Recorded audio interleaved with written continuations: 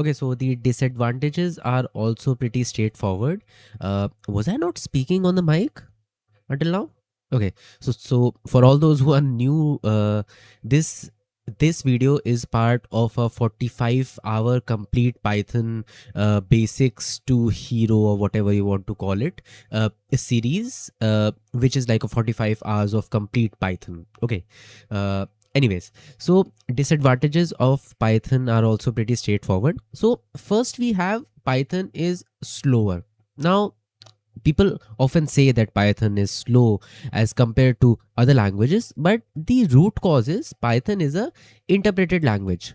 So with interpreted language we have a few disadvantages.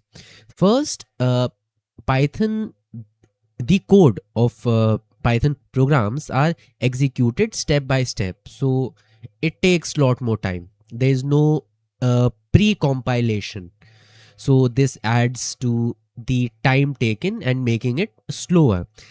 It also uses PVM. Now PVM we have discussed in the previous section.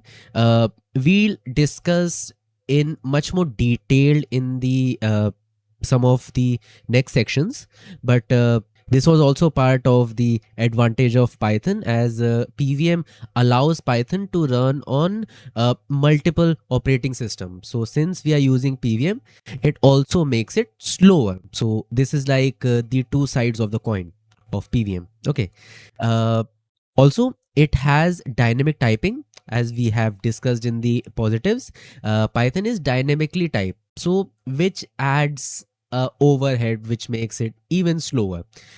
Whereas in compiled language, this is a interpreted language. Python is a interpreted language. In compiled languages like C, C++, Java, it translates code into machine level instruction before running, which makes it much more faster.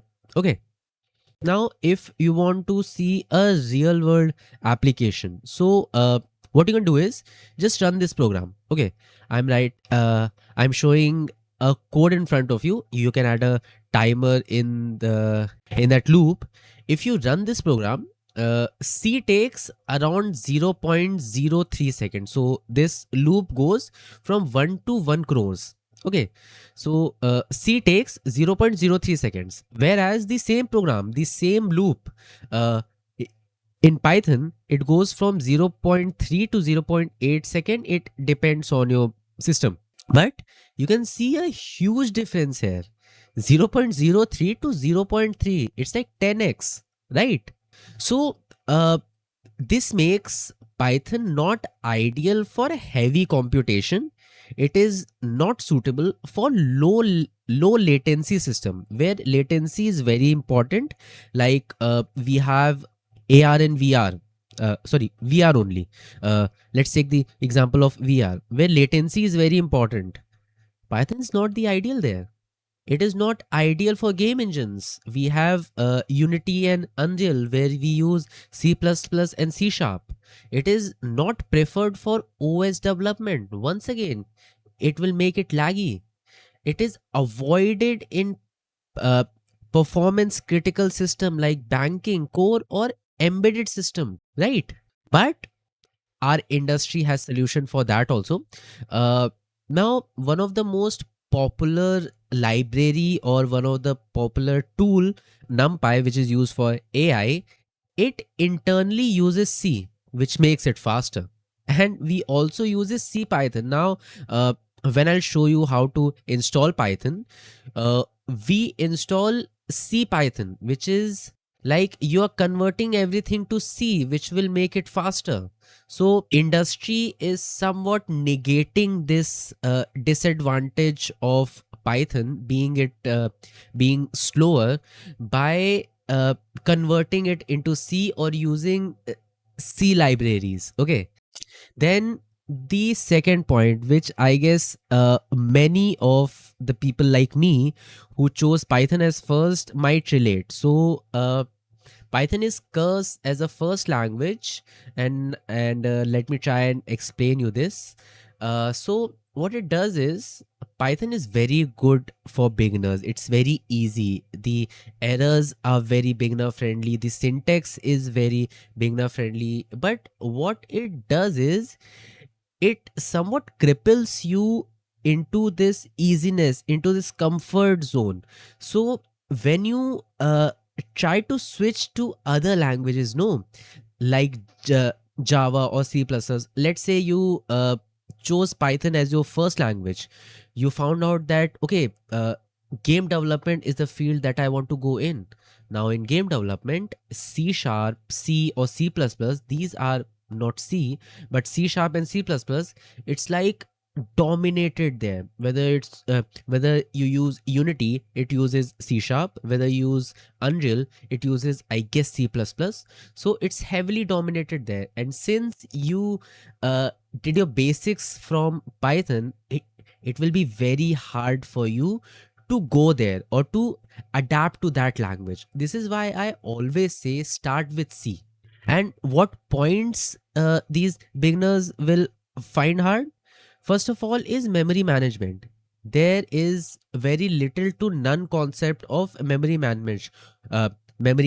Sorry, although I have a whole segment of telling you how you can include memory management in your program. So we have that section, and this is why I am creating this course, because often when people create courses, they cover the basics, right?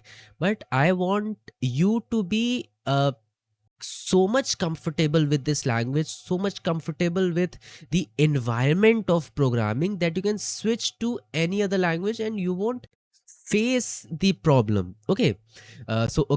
First was that memory management is a big issue.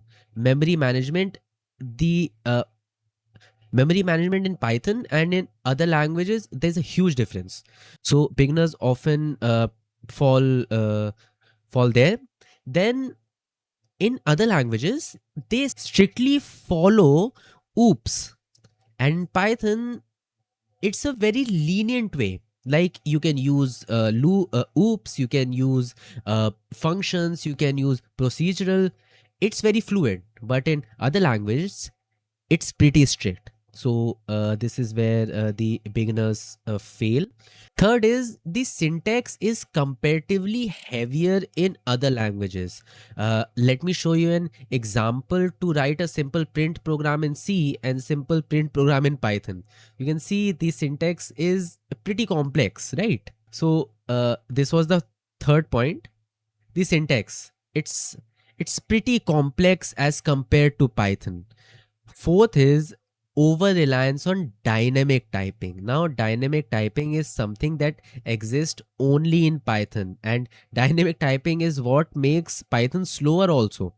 So, this also restricts the beginners when they are adapting to other languages. They are overly reliant on dynamic typing. Now, if you don't know what dynamic typing is, I have created a video. You can watch the previous video. I link down below. Now this is for those who are watching this standalone videos. Okay, for all those following me throughout the course, don't be confused. And the third point is heavy memory consumption. Okay, so this actually we discussed in the slower part only. Python uses a lot of memory. It stores data along with metadata, type information, reference count for the garbage collection, and dynamic resizing buffer. Okay. And this is what makes Python much heavier as compared to C or C++ object. Like let me give you an example. Let me like an integer in C take 4 bytes. Okay. But an integer in Python, it will take 28 bytes, approx 28 bytes. So you can see how much heavy the variable is there in Python as compared to C, just because it is giving you the freedom of dynamic typing and all of these things, like Python virtual machine to run on any system. It's adding a lot of toll on the memory management. Now, why is high memory consumption a problem? it uses a lot of RAM, and high RAM usage in large dataset causes a lot of problem. It is not great for mobile devices, since mobile devices have limited memory access, so it's not suitable for them. In the same way, it's not suitable for IoT and microcontrollers. Like Raspberry Pi, it's designed for Python, but for other microcontrollers, it is not ideal. We find ways for it, but it's not ideal there. Okay. And the last is not versatile in Android app development. Now, I guess this is something that I discussed in my portfolio part only, or I guess in the multitasking part. Uh, I I said that yes, Python can work on a lot of fields like web development. It's pretty good for web development. Uh, in Android apps, you can create Android apps. In game development, you can create games. But if you want to efficiently create one, if you want to efficiently create an Android app, you have to switch to languages like Java and Kotlin. Kotlin is the officially preferred language for Android. Now you can create your Android app with Python using Kiwi, Beware, and other languages. But this will make your Android app very slow.